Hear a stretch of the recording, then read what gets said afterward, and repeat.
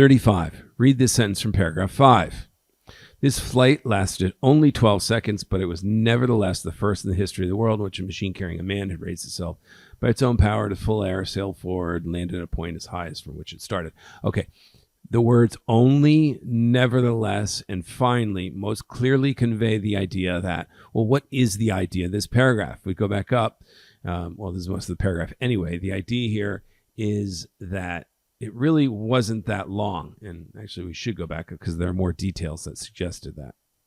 It's paragraph 5, and it basically says, even though it was only 12 seconds, well, before that, it says it was equivalent to 540 feet in calm air.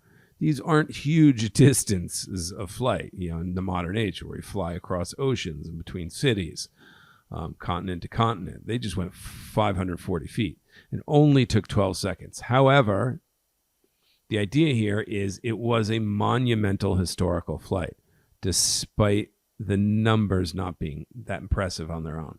Okay, so only, nevertheless, finally, sort of drive home that idea. They emphasize it. So let's see which answer choice connects to that idea. A, even a flight of such minor duration, 12 seconds is minor duration, and we're setting up a contrasting transition, had taken a long time to achieve. No, that's not the contrast. It's not that it took a long time to achieve. The idea is that it was historical, despite being only 12 seconds. Let's check B. The short flight gave the Wright brothers hope for longer ones in the future. Again, no, that's not the idea. C.